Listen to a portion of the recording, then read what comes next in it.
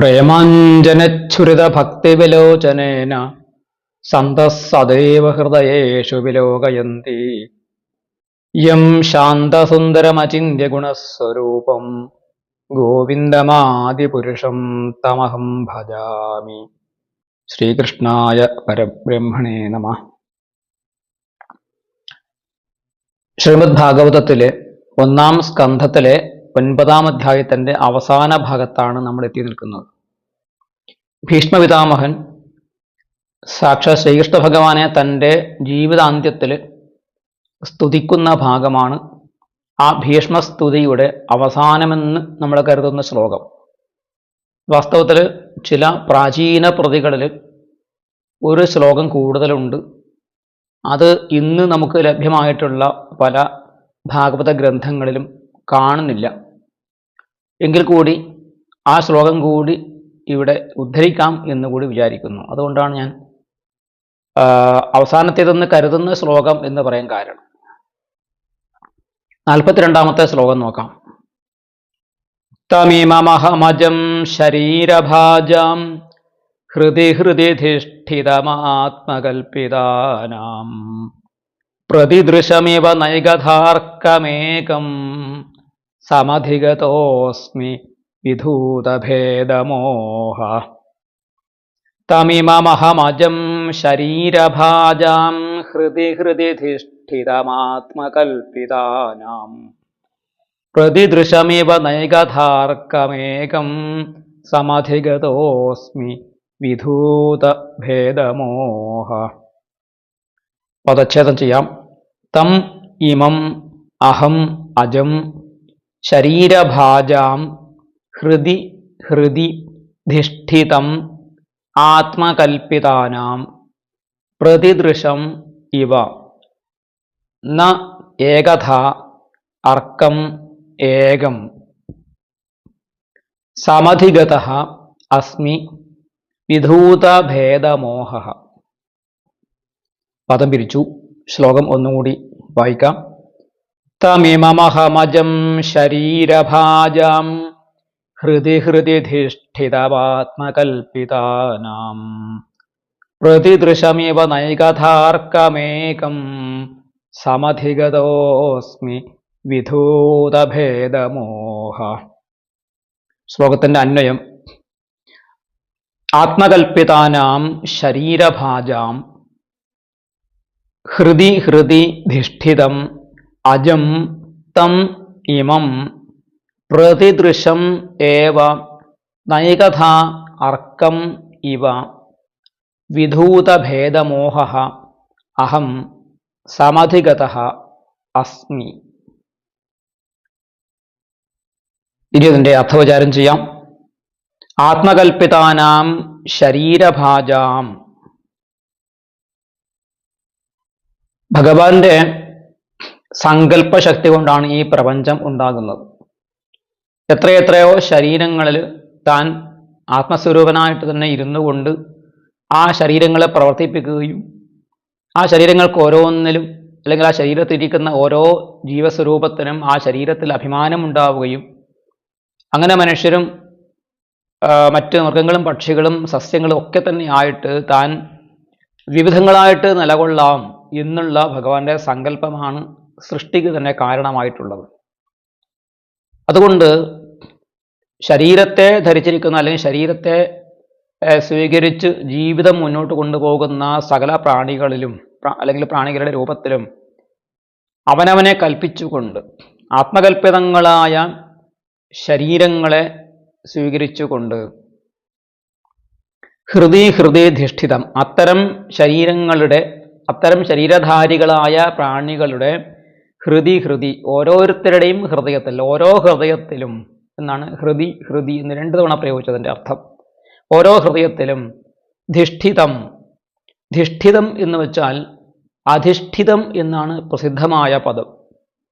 അവിടെ അധിഷ്ഠിതം എന്ന പദത്തിൻ്റെ അകാരം ലോപിച്ചു പോയിരിക്കുന്നു. അകാരലോപസ്ത്വാർഷ എന്ന് പണ്ഡിതന്മാർ പ്രത്യേകിച്ച് ശ്രീധരസ്വാമികൾ പറഞ്ഞിരിക്കുന്നു. അപ്പോൾ അകാരം ലോപിച്ചത് ആർഷമായ ഒരു പ്രയോഗവിശേഷമാണ് എന്ന് പറഞ്ഞിരിക്കുന്നു.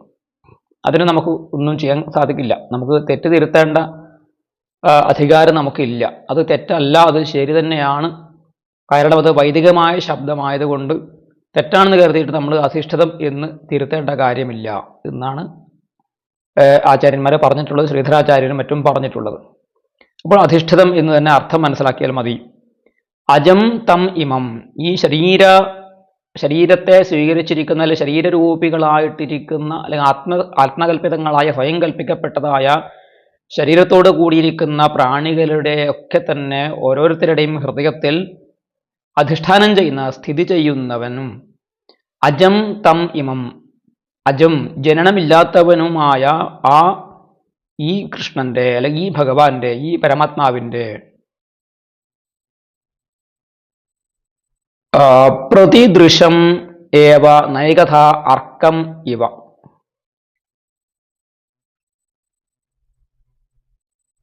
പ്രതിദൃശം ഓരോ കണ്ണിലും എന്നർത്ഥം.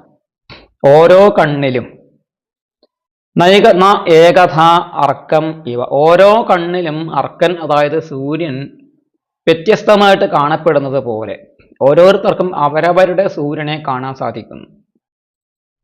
അല്ലെങ്കിൽ ഓരോ കണ്ണിനും സൂര്യഭഗവാൻ പ്രകാശം നൽകുന്നു, കാഴ്ചശക്തി നൽകിയിട്ട് ആ കാഴ്ചശക്തി ഉപയോഗിച്ചുകൊണ്ട് ഓരോ കണ്ണുകളും പ്രവർത്തിക്കുന്നു, ഓരോ ജീവിയുടെയും കണ്ണുകൾ പ്രവർത്തിക്കുന്നു. അങ്ങനെ ഓരോരുത്തരുടെയും കണ്ണിൽ സൂര്യനെ കാണാൻ സാധിക്കുന്നു. അവരോരോരുത്തരും വ്യത്യസ്ത ഭാവത്തിൽ ആ സൂര്യനെ കണ്ടു എന്ന് വരാം. ഓരോരുത്തർക്കും അത് അവരവരുടെ തലക്ക് മുകളിൽ ആ സൂര്യൻ പ്രകാശിക്കുന്നതായിട്ട് തോന്നും. അത് ഏത് സ്ഥലത്ത് നിൽക്കുന്നവനായാലും തൻ്റെ തലക്ക് കീഴെയാണ്, തൻ്റെ കിഴക്ക് ഭാഗത്താണ്, തൻ്റെ പടിഞ്ഞാറ് ഭാഗത്താണ് സൂര്യൻ എന്നിങ്ങനെ തോന്നുന്ന വിധത്തിൽ. പക്ഷെ അതേ സമയത്ത് ഏകഥ, അത് ഒന്ന് ഒറ്റ സൂര്യനെ ഉള്ളൂ എങ്കിലും ഏകഥ അനേകമായിട്ട് അനേകം സൂര്യന്മാർ ഉള്ളതായിട്ട് തോന്നുന്നു. പക്ഷെ ആ അനേകത്വം അല്ലെങ്കിൽ ആ വൈവിധ്യം എന്ന് പറയുന്നത് ഭേദബുദ്ധി ആണ്. ഒറ്റ സൂര്യൻ മാത്രമേ ഉള്ളൂ എന്നുള്ളത് പരമസത്യമാണ്. അതേപോലെ ഈ അർക്കന്മാര് ഓരോരുത്തരുടെയും കണ്ണിൽ കാണുന്ന സൂര്യന്മാരൊക്കെ ഒന്ന് തന്നെയാണ് എന്നുള്ള ജ്ഞാനം ഉള്ളിൽ ഉദിക്കുന്നത് പോലെ തന്നെ സർവേശ്വരനായ ഭഗവാൻ ഓരോരോ ശരീരങ്ങളിലും പ്രവേശിച്ചുകൊണ്ട് ഒരേ ആത്മസ്വരൂപനായ ഭഗവാൻ തന്നെയാണ് ജീവികളായിട്ട് പ്രാണികളായിട്ട് നിലകൊള്ളുന്നത് എന്നുള്ള അറിവാണ് അഭേദബുദ്ധി, അഭേദമായ ഭാവം. അല്ലെങ്കിൽ ഭേദമോഹം നശിച്ചാൽ, ഭേദം കൊണ്ട് അതായത് ഈ വൈവിധ്യത്തിൽ നമ്മുടെ മനസ്സ് ചേർന്ന് കിടന്ന് അല്ലെങ്കിൽ വൈവിധ്യത്തിൽ നമ്മുടെ മനസ്സ് ഭ്രമിച്ചു പോകുന്നത് കൊണ്ടാണ് നമുക്ക് എൻ്റേത് അന്യൻ്റേത് എന്നൊക്കെയുള്ള വ്യത്യാസം വന്നു ചേരുന്നത്. അതുകൊണ്ടാണ് നമുക്ക് ആഗ്രഹങ്ങൾ വർദ്ധിക്കുന്നത്, അതുകൊണ്ടാണ് നമുക്ക് ദുഃഖങ്ങൾ ഉണ്ടാകുന്നത്, അതുകൊണ്ടാണ് നമുക്ക് രാഗവും ദ്വേഷവും ഉണ്ടാകുന്നത്. രാഗദ്വേഷാദികൾ നശിക്കുമ്പോഴാണ് നമ്മുടെ ചിത്തം ശുദ്ധമായി തീരുന്നത്. രാഗദ്വേഷാദികൾക്ക് കാരണം ഭേദബുദ്ധിയാണ്.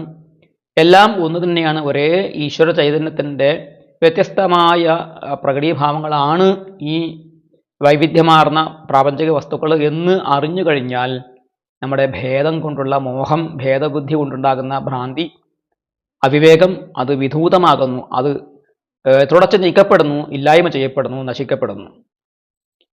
അങ്ങനെ ഓരോരോ പ്രാണികളുടെ ഹൃദയത്തിലും അധിഷ്ഠാനം ചെയ്തിരിക്കുന്ന ഈ പരമാത്മസ്വരൂപനെ അറിഞ്ഞിട്ട് ഓരോ കണ്ണിലും വ്യത്യസ്തനായ സൂര്യൻ ഒന്ന് തന്നെയാണ് എന്നതുപോലെ എൻ്റെ ഭേദമോഹങ്ങളെ, ഭേദബുദ്ധിയെ പൂർണ്ണമായിട്ട് നശിപ്പിച്ചുകൊണ്ട് അഹം സമധിഗതഃ അസ്മി, ഞാൻ ജ്ഞാനത്തെ പ്രാപിച്ചിരിക്കുന്നു, പരമസത്യത്തെ ഞാൻ അറിഞ്ഞിരിക്കുന്നു, അല്ലെങ്കിൽ അതിനെ ഞാൻ പ്രാപിച്ചിരിക്കുന്നു എന്നാണ് ഭീഷ്മപിതാമഹൻ പറയുന്നത്. ഭഗവാന്റെ പരമതത്വത്തെ അറിഞ്ഞിരിക്കുന്നു. എൻ്റെ ഉള്ളിലും അന്യൻ്റെ ഉള്ളിലും സകല പ്രാണികളുടെ ഉള്ളിലും കുടികൊള്ളുന്ന ഈശ്വരൻ ശ്രീകൃഷ്ണൻ ഒന്ന് തന്നെയാണ് എന്ന അറിവിലേക്ക് ഞാൻ ഇതാ ഉയർത്തപ്പെട്ടിരിക്കുന്നു എന്നാണ് അദ്ദേഹം ഇവിടെ പറയുന്നത്. അപ്പോൾ അധിഷ്ഠാന ഭേദാത് അനേകഥാ ഭാന്തം എന്നാണ് ആചാര്യന്മാരൊക്കെ പറഞ്ഞിട്ടുള്ളത്, വ്യാഖ്യാതാക്കൾ പറഞ്ഞിട്ടുള്ളത്. യുധിഷ്ഠിര വാസുദേവ നന്ദഗോപിക ഉദ്ധവാദീനാം ഹൃദി പ്രേമതാരതമ്യേന സ്ഫുരതി. ഈ ഭഗവാൻ ഓരോരുത്തരുടെ ശരീരത്തിലും ഓരോരുത്തരുടെ ഉള്ളിലും ശ്രീകൃഷ്ണ ഭഗവാൻ വ്യത്യസ്തമായ ഭാവങ്ങളോട് കൂടിയിട്ടാണ് ഇരിക്കുന്നത്. യുധിഷ്ഠിരൻ്റെയും വസുദേവൻ്റെയും നന്ദഗോപരുടെയും ഗോപികമാരുടെയും ഉദ്ധവാദി ഭക്തന്മാരുടെ ഉള്ളിലും ഹൃദയത്തിൽ അവർക്ക് ഭഗവാനോടുള്ള പ്രേമ താരതമ്യത്തിനനുസരിച്ച് പ്രേമത്തിൻ്റെ ഏറ്റക്കുറച്ചിലനുസരിച്ച് കൊണ്ടാണ് ഭഗവാൻ അവരുടെ ഹൃദയങ്ങളിലൊക്കെ ശോഭിക്കുന്നത് എന്നുകൂടി ഇതിൽ അർത്ഥമുണ്ട് എന്ന് മനസ്സിലാക്കണം. ഇങ്ങനെ പറഞ്ഞുകൊണ്ടാണ് ഭീഷ്മർ തൻ്റെ ഈ സ്തവം ഉപസംഹരിക്കുന്നത്. എന്നിരുന്നാലും പ്രാചീനമായ ഭാഗവത ഗ്രന്ഥങ്ങളിൽ ഒരു ശ്ലോകം കൂടുതലുണ്ട്, ഒരു ശ്ലോകം കൂടിയുണ്ട്. അത് ഗോപാലൻ നായരുടെ വ്യാഖ്യാന ഗ്രന്ഥത്തിൽ ഭാവാർത്ഥ കൗമുദിയിൽ ആ ശ്ലോകം ഉദ്ധരിച്ചിട്ടുണ്ട്. ആ ശ്ലോകം ഇവിടെ കണ്ടതുകൊണ്ട് അത് പഴയ പല ആളുകളും പഴയ ആചാര്യന്മാർ പലരും അത് ഉദ്ധരിക്കാറുള്ളത് കൊണ്ടും അവർക്കത് വളരെ പ്രിയപ്പെട്ടതായതുകൊണ്ട്, അവർക്ക് മാത്രമല്ല വ്യക്തിപരമായിട്ട് പറയുമ്പോൾ എനിക്കും ആ ശ്ലോകം വളരെ പ്രിയപ്പെട്ടതായതുകൊണ്ട് ഞാൻ ഇവിടെ ഉദ്ധരിക്കുകയാണ്. കാരണം ആ ശ്ലോകം വാസ്തവത്തിൽ ഭീഷ്മരുടെ ഹൃദയത്തിൽ നിന്ന് വന്നതാണ്. ഏറ്റവും ശ്രേഷ്ഠമായിട്ടൊരു ശ്ലോകമാണ്. അത് എന്തുകൊണ്ടാണ് പ്രക്ഷിപ്തമെന്ന് കരുതി മാറ്റിവെച്ചത് എന്ന് മനസ്സിലാക്കാൻ സാധിക്കുന്നില്ല. ശ്ലോകം എങ്ങനെയാണ്? ക്ഷിതിഭരമവരോപിതം കുരൂണാം ശ്വസന ഇവ സൃജദക്ഷവംശവഹ്നിം തമിമമഹമനുവ്രതാർത്തിഹാഘ്രിം ഹൃതി പരിരഭ്യജിഹാമി മത്യനീടും. ക്ഷിതിഭരമവരോപിതം കുരൂണാം ശ്വസന ഇവ സൃജദക്ഷവംശവഹ്നിം തമിമമഹമനുവ്രതാർത്തിഹാഘ്രിം ഹൃതി പരിരഭ്യജിഹാമി മത്യനീടും. ഭീഷ്മർ ഇവിടെ പറയുന്നത് ക്ഷിതിഭരം അവരോപിതും കുരൂണാം ക്ഷിതിഭരം അവരോപിതും. കുരുരാജാക്കന്മാർ അല്ലെങ്കിൽ ലോകത്തുള്ള സകല രാജാക്കന്മാർ ക്ഷത്രിയന്മാരെ കൊണ്ട് ക്ഷിതിഭരം ഭൂമിക്ക് ഭാരമുണ്ടായി. ആ ഭാരത്തെ കുറക്കാൻ വേണ്ടിയിട്ട്, അതിനെ അവരോപണം ചെയ്യാൻ വേണ്ടിയിട്ട് കുരുക്കന്മാർ അതായത് കുരുവംശ രാജാക്കന്മാർക്കിടയിൽ ശ്വസനഹ വായു എങ്ങനെയാണോ കാറ്റിനെ സൃഷ്ടിക്കുന്നത്, ശ്വസന ഇവ അസൃജത് അക്ഷവംശവഹ്നിം. വംശം എന്ന് വെച്ചാൽ ഇവിടെ ഒരർത്ഥം മുള എന്നാണ്. മുളങ്കാട് പരസ്പരം കൂട്ടി വിരസിയിട്ട് തീയുണ്ടായിട്ട് ആ മുളക്കാട് കത്തുമ്പോൾ ആ തീയിൽപ്പെട്ട് മുള മാത്രമല്ല കാട് മുഴുവൻ കത്തി എരിഞ്ഞ് ചാമ്പലാകുന്നത് പോലെ അക്ഷവംശവഹ്നിം. അക്ഷം അതായത് ചൂതുകളിയുടെ കരുക്കൾ, ചൂതുകളിയുടെ കരുക്കളാകുന്ന കാട്ടുതീ, ആ കാട്ടുതീ അസൃജത് ഭഗവാൻ സൃഷ്ടിച്ചു, ഭഗവാനാണ് സൃഷ്ടിച്ചത്. അങ്ങനെ സൃഷ്ടിച്ചിട്ട് ഈ ക്ഷിതിയുടെ ലോകത്തിൻ്റെ ഭാരം നീക്കിക്കളഞ്ഞ ആ ഭഗവാൻ, യാതൊരു ഭഗവാനുണ്ടോ? തം ഇമം അഹം, അങ്ങനെയുള്ള ഈ ശ്രീകൃഷ്ണ ഭഗവാനെ, ആ ഭഗവാൻ എങ്ങനെയുള്ളവനാണ്? അനുവ്രതാർത്തിഹ അഘ്രീം. ഭഗവാന്റെ പാദങ്ങൾ അഘ്രി എങ്ങനെയുള്ളതാണ്? അനുവ്രതന്മാരുടെ ആർത്തിയെ ഹനിക്കുന്നതാണ്. ഭഗവാനെ ഭജിക്കുന്ന ഭഗവത് ഭക്തന്മാരുടെ, ഭഗവത് ദാസന്മാരുടെ, ഭഗവത് ഭൃത്യന്മാരുടെ ആർത്തിയെ, ദുഃഖത്തെ പരിഹരിക്കുന്നവനാണ്, ഇല്ലായ്മ ചെയ്യുന്നതായ ഭഗവാന്റെ പാദത്തെ എന്ത് ചെയ്യുന്നു? ഹൃദി പരിരഭ്യ, ഹൃദയത്തിൽ ഞാൻ ആലിംഗനം ചെയ്ത് മർത്യനീടം ജിഹാമി, മനുഷ്യ ശരീരമാകുന്ന ഈ കൂടനെ വിട്ട് ഞാൻ പോകുന്നു എന്നാണ്. മനോഹരമായ ഒരു സങ്കല്പനയാണ് ഇവിടെ പറഞ്ഞിരിക്കുന്നത്. അതൊരു പരമഭാഗ്യമാണ്. ഭഗവാന്റെ പാദങ്ങളെ ഹൃദയത്തിൽ പരിരംഭണം ചെയ്യുക, ഹൃദയത്തിൽ ആലിംഗനം ചെയ്യുക. ഇപ്പോൾ ഭീഷ്മർ ഈ മനുഷ്യ ശരീരത്തെ മർത്യനീടം എന്ന മനോഹരമായ ഒരു പ്രയോഗം കൊണ്ട്, ഒരു ശബ്ദം കൊണ്ടാണ് വിശേഷിപ്പിച്ചിരിക്കുന്നത്. ഒരു പക്ഷിക്കൂട് പോലെ എന്നാണ് അർത്ഥം. പക്ഷിക്കൂട് എന്ന സങ്കല്പം മനോഹരമാണ്. നമ്മുടെ ശരീരം ഒരു കൂട് പോലെയാണ്. നമ്മുടെ നെഞ്ച്, നമ്മുടെ ഹൃദയം കുടികൊള്ളുന്ന വാരിയലിൻ്റെ ഒരു കൂട്, അതൊരു പക്ഷിക്കൂട് പോലെയാണ് ഉള്ളത്. അതിനകത്താണ് നമ്മുടെ ജീവചൈതന്യം കുടികൊള്ളുന്നത്. അപ്പോൾ ആ കൂടനെ വിട്ടുകൊണ്ട് നമ്മുടെ ജീവനാകുന്ന പക്ഷി അതിൻ്റെ സ്വസ്ഥാനത്തേക്ക് പറന്നു പോകുന്ന സ്വാഭാവികമായ ഒരു പ്രക്രിയയാണ് മരണം. അങ്ങനെ മരിക്കുന്ന സമയത്ത് നമുക്ക് മറ്റ് പ്രാരബ്ധ ചിന്തകളില്ലാതെ ശരീര ചിന്ത വിട്ട്, ശരീരത്തിലുള്ള ആ ഭേദബുദ്ധി വിട്ടുകൊണ്ട് ഭഗവാന്റെ പാദങ്ങളെ ആ ഹൃദയത്തിൽ വെച്ച് ആലിംഗനം ചെയ്യാൻ സാധിക്കുക എന്ന് പറയുന്നത് പരമഭാഗ്യമാണ്. ശ്രീകൃഷ്ണ ഭഗവാൻ എന്ന ആ സാകാരണനും സഗുണനുമായ ആ മൂർത്തിയെ തന്നെയാണ് ഭീഷ്മർ ഈ സന്ദർഭത്തിൽ സ്മരിക്കുന്നത്, ഭജിക്കുന്നത്. പാർത്ഥസാരഥിയെ തന്നെയാണ് അദ്ദേഹം മനസ്സുകൊണ്ട് ആ സമയത്ത് ധ്യാനിച്ചത് എന്നും ഈ ശ്ലോകത്തിലൂടെ നമുക്ക് വ്യക്തമായി മനസ്സിലാകും. ഇനി നമുക്ക് അടുത്ത ശ്ലോകം 43-ാമത്തെ ശ്ലോകം നോക്കാം. സൂത ഉവാച കൃഷ്ണ ഏവം ഭഗവതി മനോവാഗ്ദൃഷ്ടിവൃത്തിഭിः ആത്മന്യാത്മാനമാവേശ്യ സോന്തശ്വാസ ഉപാരമത്. സൂത ഉവാച കൃഷ്ണ ഏവം ഭഗവതി മനോവാഗ്ദൃഷ്ടിവൃത്തിഭിः ആത്മന്യാത്മാനമാവേശ്യ സോന്തശ്വാസ ഉപാരമത്.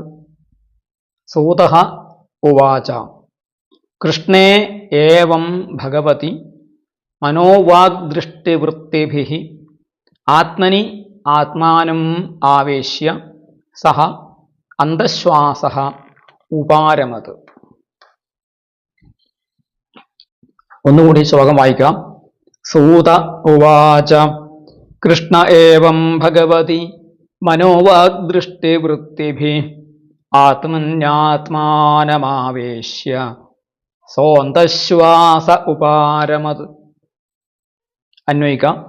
സൂതഃ ഉവാച ഏവം മനോവാഗ്ദൃഷ്ടിവൃത്തിഭിः ആത്മനി ഭഗവതി കൃഷ്ണേ ആത്മാനം ആവേശ്യ അന്തശ്വാസഃ സഹ ഉപാരമത്. സൂതൻ പറഞ്ഞു. കഥ പറയുന്നത് സൂതനാണ് എന്ന കാര്യം നമ്മൾ ഓർക്കണം. കഥ കേൾക്കുന്നത് ശൗനകനാണ്. ശൗനകൻ മുതലായിട്ടുള്ള മഹർഷിമാരാണ്.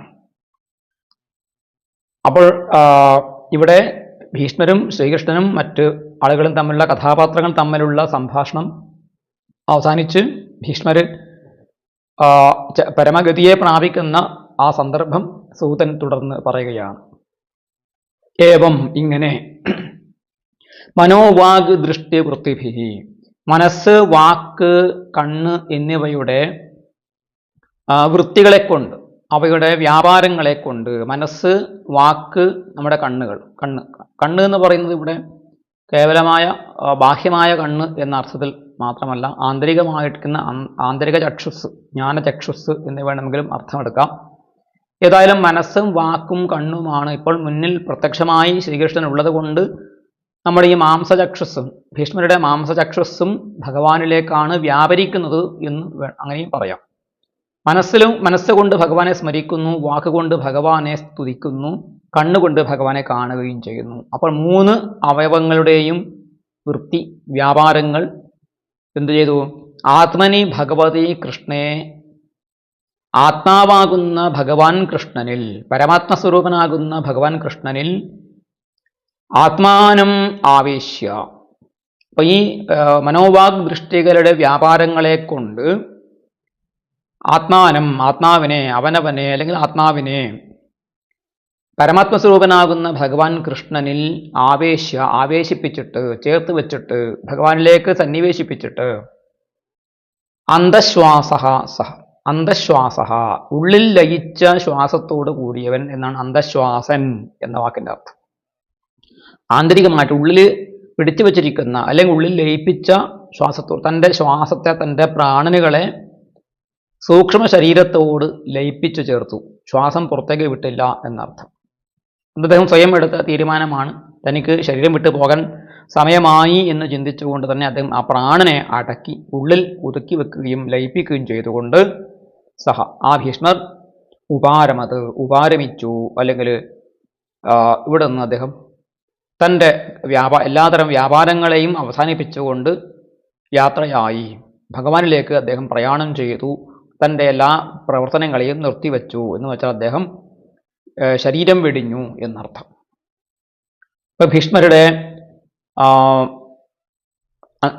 പരമമായ ഗതി, ഭഗവാനിൽ ഭീഷ്മർ ലയിച്ചു ചേരുന്ന, ഭഗവാനിലേക്ക് ഭീഷ്മർ എത്തിച്ചേരുന്ന ആ ഒരു ദിവ്യമുഹൂർത്തമാണ് ഈ ശ്ലോകത്തിൽ പറഞ്ഞിരിക്കുന്നത്. അപ്പൊ അദ്ദേഹം എവിടെയാണ് ലയിച്ചു ചേർന്നത്? അദ്ദേഹം ഏറ്റവും ഒടുവിൽ പ്രാർത്ഥിച്ചത് എന്തായിരുന്നു? ഭഗവാൻ പാർത്ഥസാരഥിയായിരിക്കുന്ന സാക്ഷാൽ ശ്രീകൃഷ്ണ ഭഗവാനിൽ തനിക്ക് രതി ഉണ്ടാകണം. രതിരസ്തു മേനവദ്യ അനവദ്യാരതി അസ്തു ചരണരതി പരമസ്യ തസ്യമേസ്തു. ഭഗവാന്റെ ചരണത്തിൽ എനിക്ക് രതി ഉണ്ടാകണം. എങ്ങനെ രതി വേണം? രതി ഉണ്ടാകണം, ഭഗവാനിൽ പ്രേമമുണ്ടാകണം എന്നാണ് ആവർത്തിച്ചുകൊണ്ട് അദ്ദേഹം അഭ്യർത്ഥിച്ചത്, പ്രാർത്ഥിച്ചത്. സ്വാഭാവികമായിട്ടും അദ്ദേഹത്തിന് ശരീരമില്ലാതെ അല്ലെങ്കിൽ ശരീരബന്ധനത്തിൽ നിന്ന് അദ്ദേഹം മോക്ഷം നേടണമെന്ന് അദ്ദേഹം പ്രാർത്ഥിച്ചിട്ടില്ല. ബ്രഹ്മഗതിയെ പ്രാപിക്കണം, ബ്രഹ്മത്തെ പ്രാപിക്കണം, ആത്യന്തികമായ മുക്തിയെ പ്രാപിക്കണം എന്ന് അദ്ദേഹം പ്രാർത്ഥിച്ചിട്ടില്ല. തനിക്ക് ഭക്തി വേണം, ഇനിയും ശരീരമെടുത്തിട്ടായാലും ഭഗവാനെ തന്നെ ഭജിക്കണം, അത് ഈ ശ്രീകൃഷ്ണ ഭഗവാനെ തന്നെ ഭജിക്കണം എന്നാണ് അദ്ദേഹം പ്രാർത്ഥിച്ചത്. അപ്പോൾ അദ്ദേഹം ഭഗവാനിലേക്ക് ലയിച്ചു എന്ന് മാത്രമേ നമുക്ക് പറയാൻ സാധിക്കുകയുള്ളൂ. അദ്ദേഹം കേവലമായ മുക്തിയെ പ്രാപിച്ചു എന്ന് പറയാൻ ഇവിടെ യുക്തിയില്ല എന്നാണ് നിരവധി പണ്ഡിതന്മാർ പറഞ്ഞിട്ടുള്ളത്. അടുത്ത ശ്ലോകങ്ങളിലൂടെ അത് നമുക്ക് വ്യക്തമാവുകയും ചെയ്യും. 44-ാമത്തെ ശ്ലോകം നോക്കുക. സമ്പദ്യമാനമാജ്ഞായ ഭീഷ്മം ബ്രഹ്മണി നിഷ്കളേ സർവേ ബഭൂവുസ്തേ തൂഷ്ണീം വയാംസീവദിനാത്യയേ. സമ്പദ്യമാനമാജ്ഞായ ഭീഷ്മം ബ്രഹ്മണി നിഷ്കളേ സർവേ ബഭൂവുസ്തേ തൂഷ്ണീം വയാംസീവദിനാത്യയേ. പദം പിരിക്കാം. സമ്പദ്യമാനം ആജ്ഞായ ഭീഷ്മം ബ്രഹ്മണി നിഷ്കളേ സർവേ ബഭൂവുഹു തേ തൂഷ്ണീം വയാംസി ഇവ ദിനാത്യയേ. ഒന്നുകൂടി ശ്ലോകം പാരായണം ചെയ്യാം. സമ്പദ്യമാനമാജ്ഞായ ഭീഷ്മം ബ്രഹ്മണി നിഷ്കളേ സർവേ ബഭൂവുസ്തേ തൂഷ്ണീം വയാംസീവ ദിനാത്യയേ. ഇതിന്റെ അന്വയം: ഭീഷ്മം നിഷ്കളേ ബ്രഹ്മണി സമ്പദ്യമാനം ആജ്ഞായ സർവേ തേ ദിനാത്യയേ വയാംസി ഇവ തൂഷ്ണീം ബഭൂവുഹു. ഇതാണ് അന്വയം.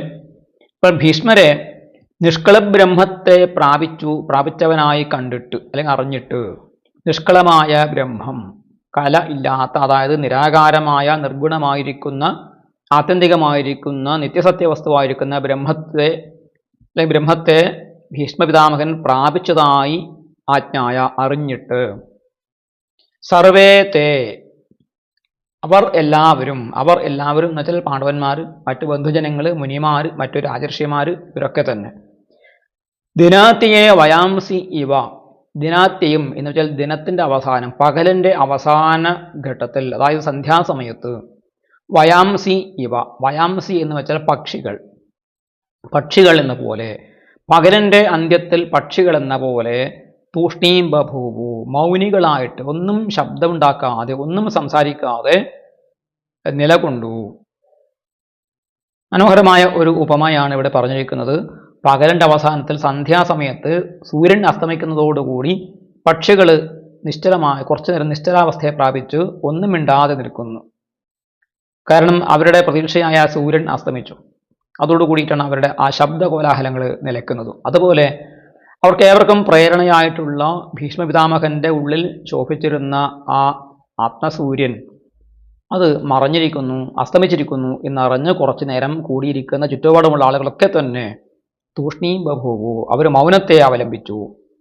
അപ്പോൾ ഇവിടെ നിഷ്കളെ എന്ന് വെച്ചാൽ നിരുപാധികമായ, നിഷ്കളബ്രഹ്മം, നിരുപാധികമായ ബ്രഹ്മം, അതിന് രൂപം, ആകൃതി, അതുപോലെ ഗുണങ്ങൾ ഒന്നുമില്ലാത്ത ആ പരംബ്രഹ്മം എന്നാണ്. അപ്പോൾ നേരത്തെ പറഞ്ഞു ഭഗവാനെയാണ് പ്രാപിച്ചത്, ഭഗവാന്റെ സ്വരൂപത്തെയാണ് ധ്യാനിച്ചത്, ഭഗവാനിൽ രതിയുണ്ടാകാനാണ് പ്രാർത്ഥിച്ചത് എന്ന് പറഞ്ഞു. അപ്പോൾ ഇവിടെ നിഷ്കളബ്രഹ്മത്തിൽ ചെന്നു ചേർന്നു എന്ന് പറഞ്ഞത് വൈരുദ്ധ്യമല്ലേ എന്നാണെങ്കിൽ, ഇവിടെ നിഷ്കളബ്രഹ്മത്തിൻ്റെ അർത്ഥം ഭഗവാൻ, ശ്രീകൃഷ്ണ ഭഗവാൻ തന്നെയാണ് എന്ന് മനസ്സിലാക്കേണ്ടതുണ്ട്. അല്ലെങ്കിൽ ഭീഷ്മരുടെ പ്രാർത്ഥനയ്ക്ക് അല്ലെങ്കിൽ പ്രാർത്ഥനയുടെ വ്യത്യസ്തമായ ഫലം ലഭിച്ചു എന്ന് പറയേണ്ടി വരും. അപ്പോൾ നിഷ്കളബ്രഹ്മത്തിലാണ് ഇദ്ദേഹം ലയിച്ചത്, അദ്ദേഹം ബ്രഹ്മപദം പൂകി എന്ന് കൂടിയിരിക്കുന്ന ആളുകൾ ധരിച്ചു, അവർ അങ്ങനെ കരുതി. ഭീഷ്മർക്ക് മുക്തി ലഭിച്ചു എന്ന് കാണുന്ന ആളുകൾ ധരിച്ചു. അദ്ദേഹത്തിന് ആത്മാവ് എവിടെ ചെന്ന് ചേർന്നു എന്ന് മറ്റുള്ളവർ കാണുന്നില്ലല്ലോ. അത് ഭഗവാനിലാണ് ലയിച്ചു ചേർന്നത്. കാരണം അദ്ദേഹത്തിന് അങ്ങനെ മോക്ഷം പ്രാപിക്കാൻ സാധിക്കില്ല. കാരണം അദ്ദേഹത്തിൻ്റെ കർമ്മങ്ങൾ ബാക്കിയുണ്ട്. എന്താണ് കർമ്മം? അദ്ദേഹം ദ്യോവ് എന്നു പേരുള്ള ഒരു വസു ആയിരുന്നു. അഷ്ടവസുക്കളിൽ ഒരാളായിരുന്നു. വസിഷ്ഠ മഹർഷിയുടെ പശുവിനെ അപഹരിച്ചത് കൊണ്ടുണ്ടായ ശാപം കൊണ്ടാണ് മനുഷ്യശരീരം എടുത്ത് വന്നത്. അത് ഭാഗവതം തന്നെ പറയുന്നുണ്ട്, അന്യത്ര പറയുന്നുണ്ട്, മഹാഭാരതം എന്ന ആ മൂലഗ്രന്ഥത്തിലും പറയുന്നുണ്ട്. അപ്പോൾ അദ്ദേഹം ഈ ഭീഷ്മരായിട്ട് ദീർഘകാലം ജീവിച്ച് ഒടുവിൽ ആ വസുരൂപത്തെ തന്നെ അദ്ദേഹം പ്രാപിക്കേണ്ടതുണ്ട്.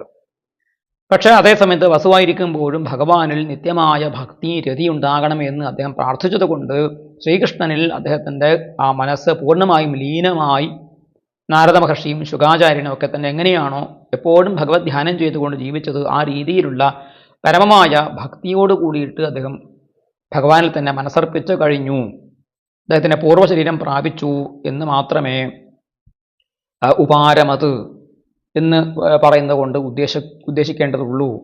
അത്ര ഭീഷ്മസ്യ വസുത്വാത്, ഭീഷ്മരുടെ വസുത്വം കൊണ്ട് അദ്ദേഹം നിഷ്കള ബ്രഹ്മത്തിൽ പ്രാപിച്ചിട്ടില്ല, അത് മറ്റുള്ളവരുടെ ധാരണ മാത്രമായിരുന്നു എന്ന് പറയുന്നു. വംശീധര സ്വാമികൾ അതിനെക്കുറിച്ച് പറയുന്നു. നിത്യപാരിഷദ ഭീഷ്മേണ ഫലാഭിസന്ധിരഹിതായാഹ രതേഹേ വാഞ്ചിതത്വാത് മോക്ഷസ്യാകാമിത്വാത് എന്ന് പറഞ്ഞിരിക്കുന്നു. അതായത് ഭീഷ്മർ എന്നും ഭഗവാന്റെ നിത്യപാരിഷദനായിരുന്നു. ഭഗവാന്റെ പാർഷദന്മാരുടെ കൂട്ടത്തിൽ പ്രഹ്ലാദ, നാരദ മുതലായിട്ടുള്ള ഭക്തന്മാർ എന്നും ഭഗവാന്റെ പാർഷദന്മാരായി എന്നും വൈകുണ്ഠത്തിൽ സ്തുതിച്ചുകൊണ്ട് നിൽക്കുന്നതായി പല ഇടങ്ങളിലും വർണ്ണിക്കപ്പെട്ടിട്ടുണ്ട്. അപ്പം അദ്ദേഹം പ്രാർത്ഥിച്ചത് ഫലാഭിസന്ധിരഹിത രതിഹി എന്നാണ്. ഫലേച്ഛ ഇല്ലാതെ, ഫലത്തിന് വേണ്ടി, കർമ്മഫലത്തിന് വേണ്ടി ആഗ്രഹിക്കാത്ത രീതിയിലുള്ള നിരുപാധികമായ പ്രേമം, കൃഷ്ണപ്രേമമാണ് അദ്ദേഹം പ്രാർത്ഥിച്ചത്. അദ്ദേഹം അതിൻ്റെ വാഞ്ചയായിരുന്നു അദ്ദേഹത്തിന് ഉണ്ടായത്, ആഗ്രഹമാണ് ഉണ്ടായത് എന്നുള്ളത് കൊണ്ടും മോക്ഷസ്യ ആകാമിത്വാത്, മോക്ഷം ആഗ്രഹിക്കാത്തത് കൊണ്ടും അദ്ദേഹം നിഷ്കള ബ്രഹ്മത്തെ അല്ല പ്രാപിച്ചത്, മറിച്ച് പാർത്ഥസാരഥി രൂപത്തെയാണ് പ്രാപിച്ചത് എന്നാണ് പണ്ഡിതന്മാർ പറയുന്നത്. അങ്ങനെ ഭഗവാനെ തന്നെ എന്നും പ്രാപിച്ചുകൊണ്ട് ഭഗവാന്റെ തന്നെ ഭാഗമായിട്ടോ ഭഗവാന്റെ സാമീപ്യമോ നേടാൻ സാധിക്കും എന്ന് മറ്റിടങ്ങളിൽ പറഞ്ഞിട്ടുണ്ട്. ഉദാഹരണമായിട്ട് ഇവിടെ ഉദ്ധരിക്കപ്പെട്ടിട്ടുള്ളത് അധോക്ഷജാലംഭമിഹാശുഭാത്മനഃ ശരീരിണ സംസൃതി ചക്രശാതനം തദ് ബ്രഹ്മനിർവാണ സുഖം വിദുർബുധാഹ തതോ ഭയധ്വം ഹൃദേ ഹൃദീശ്വരം. 7-ാം സ്കന്ധത്തിൽ പ്രഹ്ലാദൻ തൻ്റെ കൂട്ടുകാർക്ക് ഉപദേശിച്ചു കൊടുക്കുന്ന ഭാഗം, ഭഗവാനെ ആലംബനം ചെയ്യുക, ഭഗവാനെ ഹൃദയം കൊണ്ട് ആലിംഗനം ചെയ്ത് ഭഗവാനോട് ചേർന്ന് നിൽക്കുന്നതോട് കൂടിയിട്ട് ആത്മനഃ അശുഭം, തൻ്റെ ആത്മാവിൽ വന്നു ചേർന്നിരിക്കുന്ന എല്ലാ തരത്തിലുള്ള പാപങ്ങളും ക്ഷയിച്ച്, പാപപുണ്യങ്ങളും എല്ലാ തരത്തിലുള്ള വാസനകളും ക്ഷയിച്ചു പോവുകയും സംസൃതി ചക്രശാതനം, സംസാര ചക്രം തകർന്നു പോവുകയും ചെയ്യുന്നതോടുകൂടി അത് ബ്രഹ്മനിർവാണ സുഖം തന്നെയാണ് നൽകുന്നത്. പക്ഷെ അത് ബ്രഹ്മത്തിലേക്കുകയല്ല, ഭഗവാനെ എന്നും ഭജിക്കാനുള്ള ഒരു അവസരമുണ്ടാവുകയാണ്. അതുകൊണ്ട് ഭഗവാനെ ഹൃദയത്തിൽ വെച്ച് എന്നും ഭജിച്ചുകൊള്ളൂ എന്നാണ് അവിടെ പറയുന്നത്. ഇതും നമ്മൾ മനസ്സിലാക്കേണ്ടതുണ്ട്. അടുത്ത ശ്ലോകം 45-ാമത്തെ ശ്ലോകമാണ്. തത്ര ദുന്ദുഭയോ നേതു ദേവമാനവവാദിതാഃ ശശംസു സാധവോ രാജ്ഞാം ഖാത്വേതു പുഷ്പവൃഷ്ടയ. തത്ര ദുന്ദുഭയോ നേതുർദേവമാനവവാദിതാഃ ശശംസു സാധവോ രാജ്ഞാം ഖാത്വേതു പുഷ്പവൃഷ്ടയ. പദച്ഛേദം. തത്ര ദുന്ദുഭയഃ നേതുഃ ദേവമാനവവാദിതാഃ ശശംസുഃ സാധവഃ രാജ്ഞാം ഖാത് പേതുഃ പുഷ്പവൃഷ്ടയഃ. തത്ര ദുന്ദുഭയോ നേതുർദേവമാനവവാദിതാഃ ശശംസുഃ സാധവോ രാജ്ഞാം ഖാത് പേതുഃ പുഷ്പവൃഷ്ടയഃ. അന്വയം. ദേവമാനവവാദിതാഃ ദുന്ദുഭയഃ തത്ര നേതുഃ രാജ്ഞാം സാധവഃ ശശംസുഃ ഖാത് പുഷ്പവൃഷ്ടയഃ പേതുഃ. ഭീഷ്മരുടെ ഈ നിർവ്വാണ സന്ദർഭത്തിൽ എന്താണ് ചുറ്റുപാടും സംഭവിച്ചത്? തത്ര അവിടെ ദേവമാനവവാദിതാഃ ദുന്ദുഭയഃ നേതുഃ ദേവന്മാരും മാനവന്മാരും, ദേവന്മാരും മനുഷ്യന്മാരും വായിച്ചതായ ദുന്ദുഭികൾ മുഴങ്ങി, ശബ്ദിച്ചു. രാജ്ഞാം സാധവഃ ശശംസുഃ രാജാവിന് സജ്ജനങ്ങൾ പ്രശംസകൾ നേർന്നു. ആർക്ക്? യുധിഷ്ഠിര മഹാരാജാവിന് പ്രശംസ. കാരണം ഭീഷ്മർ തൻ്റെ അന്ത്യഘട്ടത്തിൽ യുധിഷ്ഠിരന് ദിവ്യമായ ധർമ്മങ്ങളെ ഉപദേശിച്ചു കൊടുത്തു. ആ ഉപദേശങ്ങൾ സ്വീകരിക്കാൻ ഭാഗ്യമുണ്ടായി എന്നുള്ളത് കൊണ്ട് അദ്ദേഹത്തെ ആളുകൾ പ്രശംസിച്ചു, സജ്ജനങ്ങൾ പ്രശംസിച്ചു. ഖാത് പുഷ്പവൃഷ്ടയ പേതു, ആകാശത്തിൽ നിന്നും പുഷ്പവൃഷ്ടികൾ പതിച്ചു. എവിടെ? ഭീഷ്മരുടെ മേലെ പതിച്ചു. ദേവന്മാര് പുഷ്പവൃഷ്ടി ചെയ്യുകയും ചെയ്തു. ഭീഷ്മർ മുമ്പേ തന്നെ തൻ്റെ അച്ഛന് വേണ്ടി പ്രതിജ്ഞ എടുക്കുന്ന സമയത്ത് വിവാഹം ചെയ്യുകയില്ല, കുട്ടികളുണ്ടാവില്ല, രാജ്യം ഭരിക്കുകയുമില്ല. അപ്പോൾ വിവാഹം ചെയ്യാതെ കുട്ടികൾ ഉണ്ടായില്ലെങ്കിൽ സാധാരണഗതിയിൽ ആളുകൾക്ക് മോക്ഷം അല്ലെങ്കിൽ സ്വർഗത്തിൽ പോകാൻ സാധിക്കുകയില്ല. അവർ പുംസ് നരകത്തിൽ വീഴും എന്ന് പറയാറുമുണ്ട്. പക്ഷെ അങ്ങനെയാണെങ്കിലും ഈ പ്രതിജ്ഞയുടെ നിസ്വാർത്ഥത കൊണ്ട്, ആ പ്രതിജ്ഞയിൽ അദ്ദേഹം സ്വാർത്ഥത്തെ ത്യജിച്ചത് കൊണ്ട്, അതൊരു മഹത്തായ ത്യാഗമായി മാറിയത് കൊണ്ട് അദ്ദേഹം തന്നെ അവിടെ പറഞ്ഞു, ആ പ്രതിജ്ഞാ സമയത്ത് പറഞ്ഞു, ഞാൻ ഇങ്ങനെ പ്രതിജ്ഞ ചെയ്തത് കൊണ്ട് എനിക്ക് സ്വർഗം ലഭിക്കാതിരിക്കുകയില്ല. തനിക്ക് എന്തായാലും സ്വർഗം ലഭിക്കും, അതിനു വേണ്ടുന്ന പുണ്യകർമ്മങ്ങൾ താൻ ചെയ്യും എന്ന് അദ്ദേഹം പറഞ്ഞു.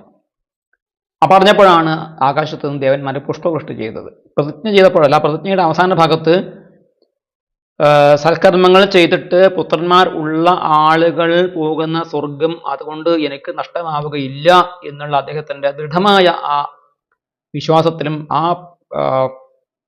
വാക്യത്തിലുമാണ് ദേവന്മാർ പുഷ്പവൃഷ്ടി ചെയ്തത്. ആ വാക്യം ഇവിടെ സത്യമായി ഭവിച്ചു എന്ന് വേണം നമ്മൾ മനസ്സിലാക്കാൻ വേണ്ടിയിട്ട്.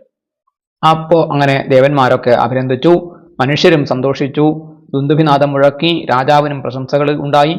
അങ്ങനെ ചുറ്റുപാടും ഒരു മംഗളകരമായ ഒരു അന്തരീക്ഷമുണ്ടായി. എങ്കിലും ചെറിയ ദുഃഖം യുധിഷ്ഠിരനിൽ ബാക്കിയുണ്ടായി എന്നാണ് അടുത്ത ശ്ലോകത്തിൽ പറയുന്നത്. തസ്യ നിർഹരണാദീനി സംപരേതസ്യ ഭാർഗവ യുധിഷ്ഠിരക്കാരയിത്വാ മുഹൂർത്തം ദുഃഖിതോ ഭവൽ. തസ്യ നിർഹരണാദീനി സംപരേതസ്യ ഭാർഗവ യുധിഷ്ഠിരക്കാരയിത്വാ മുഹൂർത്തം ദുഃഖിതോ ഭവൽ. തസ്യ നിർഹരണാദീനി സംപരേതസ്യ ഭാർഗവ യുധിഷ്ഠിരഃ കാരയിത്വാ മുഹൂർത്തം ദുഃഖിതഃ അഭവത്. അന്വയിക്കാം, ശ്ലോകം ഒന്നുകൂടി ചൊല്ലിയിട്ട് അന്വയിക്കാം. തസ്യ നിർഹരണാദീനി സംപരേതസ്യ ഭാർഗവ യുധിഷ്ഠിരക്കാരയിത്വാ മുഹൂർത്തം ദുഃഖിതോ ഭവത്. അന്വയം: ഹേ ഭാർഗവ, സംപരേതസ്യ തസ്യ നിർഹരണാദീനി കാരയിത്വാ യുധിഷ്ഠിരഃ മുഹൂർത്തം ദുഃഖിതഃ അഭവത്. അല്ലയോ ഭാർഗവ, അല്ലയോ ശൗനക മഹർഷേ, സംപരേതസ്യ തസ്യ മരിച്ചുപോയ, ശരീരം വിട്ടുപോയ അദ്ദേഹത്തിന്, അതായത് ഭീഷ്മർക്ക്, നിർഹരണാദീനി കാരയിത്വാ, നിർഹരണം അതായത് ശവസംസ്കാരം, അതുപോലെ അതിനുശേഷം നടക്കേണ്ടതായ അന്ത്യേഷ്ടി കർമ്മങ്ങൾ, മരണാനന്തര ക്രിയകൾ, പിതൃക്കൾക്ക് ചെയ്യേണ്ടുന്നതായ ക്രിയകൾ, മരിച്ച ആളുകളുടെ ശരീരം സംസ്കരിച്ച് അതിനുവേണ്ട ശുദ്ധികളൊക്കെ ചെയ്ത ശേഷം അഗ്നിയിൽ ദഹിപ്പിക്കുക മുതലായ കാര്യങ്ങളൊക്കെ തന്നെ നിർവഹിച്ച ശേഷം ചെയ്യിപ്പിച്ചിട്ട് യുധിഷ്ഠിരൻ മുഹൂർത്തം ദുഃഖിതഃ അഭവത്, കുറച്ചു നേരം ദുഃഖിതനായിട്ട് മാറി. ജ്ഞാനോപദേശമൊക്കെ കൊടുത്തുവെങ്കിലും ആ ജ്ഞാനോപദേശം നൽകിയ തൻ്റെ പിതാമഹനും സദ്ഗുരുനാഥനുമായ ഭീഷ്മർ തന്നെ വിട്ടുപോയല്ലോ എന്നുള്ള ദുഃഖം കുറച്ചു നേരം അദ്ദേഹത്തിൽ ഉണ്ടായി എന്നാണ്. അപ്പോൾ ഭീഷ്മര് മോക്ഷം പ്രാപിച്ചു എന്നുള്ള ബോധം, നിഷ്കള ബ്രഹ്മത്തിൽ ലയിച്ചു എന്നുള്ള ഉറച്ച വിശ്വാസം ഉണ്ടെങ്കിൽ പിന്നെ എന്തിനു വേണ്ടിയിട്ടാണ് അദ്ദേഹത്തിന് അന്ത്യേഷ്ടി കർമ്മങ്ങൾ ഇതുപോലെ നിർവഹിക്കുന്നത്? അതിൻ്റെ ആവശ്യമുണ്ടോ എന്നാണെങ്കിൽ, മോക്ഷം ലഭിച്ചാൽ പോലും, മോക്ഷം ലഭിച്ചു എന്ന് ഉറപ്പ് വന്നാൽ പോലും നമ്മുടെ ധർമ്മത്തെ നമ്മൾ വിടാൻ പാടില്ല. ജീവിച്ചിരിക്കുന്ന ആളുകൾക്ക് ധർമ്മം വിടാൻ പാടില്ല എന്ന് സ്മൃതി വാക്യമുണ്ട്. എന്താണ്? ശ്രുത്യുക്തം ന ത്യജേൽ കശ്ചിത് എന്ന് സ്മൃതി പറയുന്നുണ്ട്. ശ്രുതികളിൽ, വേദങ്ങളിൽ പറഞ്ഞിരിക്കുന്ന അന്ത്യേഷ്ടി കർമ്മങ്ങൾ, നിർഹരണാദി കർമ്മങ്ങൾ ഒരിക്കലും ഉപേക്ഷിക്കാൻ പാടില്ല. അത് മരിച്ചവർക്ക് വേണ്ടി മാത്രമല്ല, ജീവിച്ചിരിക്കുന്ന കർമ്മം ചെയ്യുന്ന ആളിൻ്റെ ചിത്തശുദ്ധിക്കും അത്യാവശ്യമാണ് എന്നുള്ളത് കൊണ്ട് ഇതര കർമ്മങ്ങളിലൊന്നും ഒരു തരത്തിലും ഒരു കോട്ടവും ഉണ്ടാകാൻ പാടില്ല എന്നുള്ള സ്മൃതി വാക്യത്തെ അനുസരിച്ചുകൊണ്ടാണ് ധർമ്മിഷ്ഠനായ ധർമ്മപുത്രർ മുക്തി പ്രാപിച്ച ഭീഷ്മർക്ക് നിർഹരണാദികങ്ങൾ ചെയ്തത് എന്ന് പറയുന്നു. ഇനി 47-ാമത്തെ ശ്ലോകം നോക്കുക. തുഷ്ടുവുർമുനയോ ഹൃഷ്ടാ കൃഷ്ണം തദ്ഗുഹ്യനാമഭി തതസ്തേ കൃഷ്ണഹൃദയാ സ്വാശ്രമാൻ പ്രയയുഃ പുനഃ. തുഷ്ടുവുർമുനയോ ഹൃഷ്ടാ കൃഷ്ണം തദ്ഗുഹ്യനാമഭി തതസ്തേ കൃഷ്ണഹൃദയാ സ്വാശ്രമാൻ പ്രയയുഃ പുനഃ. സന്ധി പിരിക്കാം. തുഷ്ടുവുഃ മുനയഃ ഹൃഷ്ടാഃ കൃഷ്ണം തദ്ഗുഹ്യനാമഭിഃ തതഃ തേ കൃഷ്ണഹൃദയാഃ സ്വാശ്രമാൻ പ്രയയുഃ പുനഃ. തുഷ്ടുവുർമുനയോ ഹൃഷ്ടാഃ കൃഷ്ണം തദ്ഗുഹ്യനാമഭിഃ തതസ്തേ കൃഷ്ണഹൃദയാഃ സ്വാശ്രമാൻ പ്രയയുഃ പുനഃ.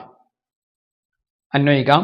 ഹൃഷ്ടാഃ മുനയഃ കൃഷ്ണം തദ്ഗുഹ്യനാമഭിഃ തുഷ്ടുവുഃ തതഃ കൃഷ്ണഹൃദയാഃ തേ പുനഃ സ്വാശ്രമാൻ പ്രയയുഃ. ഹൃഷ്ടാഃ മുനയഃ ഹൃഷ്ടനായ, ഹർഷം വന്നവരായ, സന്തോഷിച്ചവരായ, പ്രസന്നചിത്തരായിട്ടുള്ള മുനിമാർ കൃഷ്ണനെ കൃഷ്ണം തദ്ഗുഹ്യനാമഭിഃ തുഷ്ടുവു കൃഷ്ണനെ അദ്ദേഹത്തിൻ്റെ ഗുഹ്യനാമങ്ങളെ കൊണ്ട്, അദ്ദേഹത്തിൻ്റെ രഹസ്യമായ നാമങ്ങളെ കൊണ്ട് സ്തുതിച്ചു. തുഷ്ടുവു എന്ന പദം ബഹുവചനത്തിലാണ് പറയുന്നത്. അപ്പോൾ ഗുഹ്യനാമം, ഭഗവാന്റെ ഗുഹ്യനാമങ്ങൾ എന്ന് വെച്ചാൽ വേദങ്ങളിലും മറ്റും പറഞ്ഞിരിക്കുന്ന ഭഗവാന്റെ രഹസ്യമായ നാമങ്ങളുണ്ട്. പുരുഷൻ മുതലായിട്ടുള്ള പദങ്ങളൊക്കെയുണ്ട്. അതൊക്കെ ആകാം. അല്ലെങ്കിൽ ഗുഹ്യനാമങ്ങൾ എന്ന് വെച്ചാൽ ഭഗവാന്റെ സഹസ്രനാമങ്ങൾക്കും ഗുഹ്യനാമങ്ങൾ എന്ന് അർത്ഥമുണ്ട്. കാരണം ഭഗവാന്റെ 1000 പേരുകൾക്കും രഹസ്യമായ അർത്ഥങ്ങളുണ്ട്, നിഗൂഢമായ പല പല അർത്ഥങ്ങളുമുണ്ട്. വ്യാഖ്യാതാക്കൾ ശങ്കരാചാര്യ സ്വാമികളും മറ്റും അതിനെ വ്യാഖ്യാനിച്ചിട്ടുണ്ട്. അപ്പോൾ ഭഗവാന്റെ ഹരി, കൃഷ്ണൻ, രാമൻ, ഗോവിന്ദൻ മുതലായിട്ടുള്ള ദിവ്യമായ നാമങ്ങളെ ഉപയോഗിച്ചുകൊണ്ട്, ആ നാമങ്ങളെ ഉപയോഗിച്ചുകൊണ്ട് മുനിമാർ ഭഗവാനെ സ്തുതിച്ചു, വളരെ സന്തോഷിക്കുകയും ചെയ്തുകൊണ്ട് തതഃ കൃഷ്ണഹൃദയാഃ തേ, അങ്ങനെ കൃഷ്ണഹൃദയന്മാരായിട്ട്, കൃഷ്ണൻ യാതൊരുത്തരുടെ ഹൃദയത്തിൽ ശോഭിക്കുന്നുവോ അവരാണ് കൃഷ്ണഹൃദയന്മാർ. കൃഷ്ണഹൃദയാഃ, കൃഷ്ണഹൃദയന്മാരായ ആ മുനിമാർ, കൃഷ്ണനെ ഹൃദയത്തിൽ നിരന്തരം സ്മരിച്ചുകൊണ്ടിരിക്കുന്നവരായ ആ മുനിമാർ പുനഃ സ്വാശ്രമാൻ പ്രയയുഃ, അവർ വീണ്ടും സ്വന്തം ആശ്രമങ്ങളിലേക്ക് പോയി. ഇപ്പോൾ തുഷ്ടുവു എന്നുള്ളത് ബഹുവചനം, പ്രയയുഹു എന്നുള്ളത് ബഹുവചനം. ഈ ശ്ലോകങ്ങളൊക്കെ നമ്മൾ പഠിക്കുന്ന സമയത്ത്, ഇപ്പോൾ ഭാഗവതത്തിലെ 1-ാം സ്കന്ധത്തിലെ 9 അധ്യായങ്ങളാണ് നമ്മൾ പഠിച്ചത്. ഈ ശ്ലോകങ്ങളിൽ നിന്നും കിട്ടിയ പുതിയ പുതിയ പദങ്ങളെ പഠിക്കുന്നതിലൂടെ, അതിൻ്റെ അർത്ഥങ്ങളെ പഠിക്കുന്നതിലൂടെ വീണ്ടും വീണ്ടും നമ്മൾ വായിക്കുമ്പോൾ ഇതേ പദങ്ങൾ ആവർത്തിച്ച് വരുമ്പോൾ എളുപ്പത്തിൽ ഭാഗവതം മനസ്സിലാക്കാൻ സഹായകമാകും. അതുകൊണ്ട് ഇത്തരം പുതിയ പദങ്ങളെ, സംസ്കൃതം അറിയാത്ത ആളുകൾ ഇതിൽ വരുന്ന ഈ 100 കണക്കിന് വരുന്ന പദങ്ങളെ ഇപ്പോൾ ഈ കഴിഞ്ഞ 9 അധ്യായങ്ങളായിട്ട് ഒരു 100 വാക്കുകൾ പഠിക്കുകയാണെങ്കിൽ ഇനി അങ്ങോട്ടുള്ള ഒരു 10 അധ്യായങ്ങൾ കുറച്ചുകൂടി എളുപ്പത്തിൽ മനസ്സിലാക്കിയെടുക്കാൻ സാധിക്കും. കാരണം ഈ പദങ്ങളൊക്കെ ഇനി ആവർത്തിച്ച് വരുന്നതായിട്ട് കാണാം. വീണ്ടും ഒരു 10 അധ്യായം പഠിക്കുമ്പോൾ വീണ്ടും ഒരു 10, 100, 200 പുതിയ ശബ്ദങ്ങൾ പഠിക്കും. അത് തുടർന്നുള്ള പഠനത്തിന് സഹായകമാകും. അപ്പോൾ ഭാഗവതം പഠിക്കാൻ താല്പര്യമുള്ള, ഉത്സാഹമുള്ള ആളുകൾ ശ്ലോകത്തെ ഈ പദപദാർത്ഥം അറിഞ്ഞു പഠിക്കുക. ഓരോ ശബ്ദത്തിൻ്റെയും ഓരോ പദത്തിൻ്റെയും അർത്ഥം മനസ്സിലാക്കി അതിൻ്റെ പ്രയോഗത്തെ മനസ്സിലാക്കി വരുന്നതിലൂടെ ഭാഗവതം കൂടുതൽ എളുപ്പത്തിൽ അവർക്ക് സ്വയം വായിച്ച് മനസ്സിലാക്കാൻ സാധിക്കും എന്ന് പറയുകയാണ്. അടുത്ത ശ്ലോകം 48-ാമത്തെ ശ്ലോകം നോക്കുക. തതോ യുധിഷ്ഠിരോ ഗത്വാ സഹ കൃഷ്ണോ ഗജാഹ്വയം പിതരം സാന്ത്വയാമാസ ഗാന്ധാരീം ച തപസ്വിനീം. തതോ യുധിഷ്ഠിരോ ഗത്വാ സഹ കൃഷ്ണോ ഗജാഹ്വയം പിതരം സാന്ത്വയാമാസ ഗാന്ധാരീം ച തപസ്വിനീം. പദച്ഛേദം. തതഃ യുധിഷ്ഠിരഃ ഗത്വാ സഹ കൃഷ്ണഃ പിതരം ഗജാഹ്വയം പിതരം സാന്ത്വയാമാസ ഗാന്ധാരീം ച തപസ്വിനീം. അന്വയം. തതഃ യുധിഷ്ഠിരഃ സഹ കൃഷ്ണഃ ഗജാഹ്വയം ഗത്വാ പിതരം തപസ്വിനീം ഗാന്ധാരീം സാന്ത്വയാമാസ. തതഃ അതിനുശേഷം യുധിഷ്ഠിരൻ സഹ കൃഷ്ണഃ കൃഷ്ണനോട് കൂടിയിട്ട് ഗജാഹ്വയം ഗത്വാ ഹസ്തനാപുരിയിലേക്ക് പോയിട്ട് പിതാവിനെ, ധൃതരാഷ്ട്രരെ, അതുപോലെ തപസ്വിനിയായ ഗാന്ധാരിയെയും ആശ്വസിപ്പിച്ചു. തതോ യുധിഷ്ഠിരോ ഗത്വാ സഹ കൃഷ്ണോ ഗജാഹ്വയം പിതരം സാന്ത്വയാമാസ ഗാന്ധാരീം ച തപസ്വിനീം.